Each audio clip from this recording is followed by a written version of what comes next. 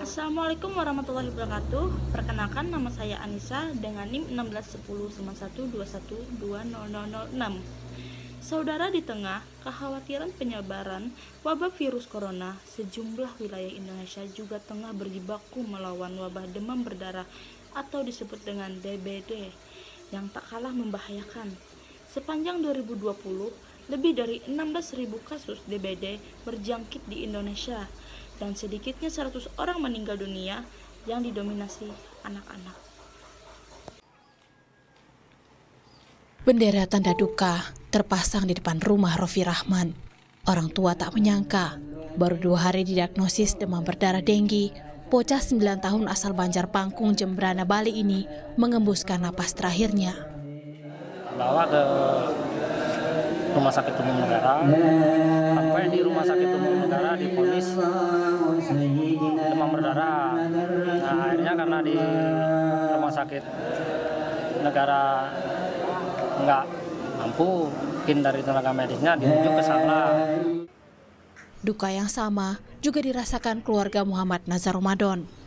Anak 11 tahun asal Banjar Baluk, Jembrana ini juga meregang nyawa akibat DBD. Di balik berita soal virus corona yang membahana, penyakit demam berdarah dengue juga menyimpan bahaya.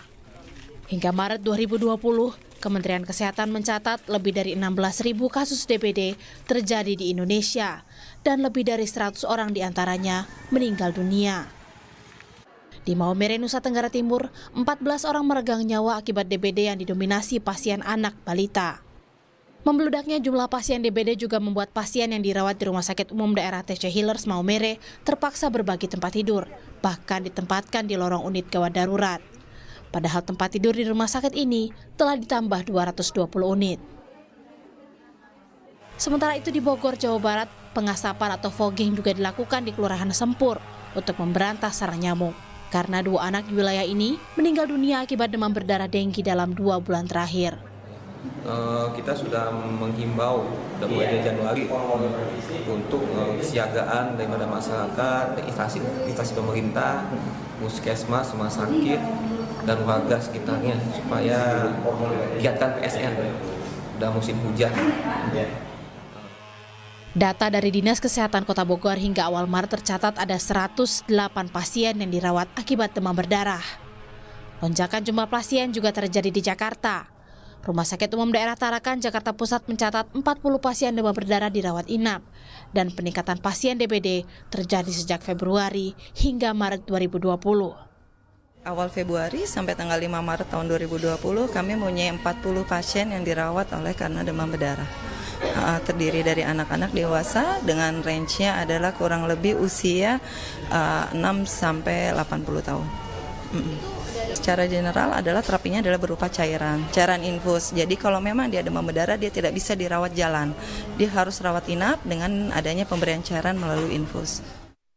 Dari data Kementerian Kesehatan, 10 provinsi masuk ke dalam daftar zona merah demam berdarah, yang artinya punya lebih dari 500 kasus. Kasus terbanyak ditemukan di Nusa Tenggara Timur, dengan data terakhir mencapai 2.711 kasus. Sementara itu DKI Jakarta juga masuk dalam daftar zona merah dengan 583 kasus. Untuk pencegahan, warga pun diimbau untuk menjaga kebersihan lingkungan dan memberantas sarang dan jentik nyamuk. Tim Liputan, Kompas TV.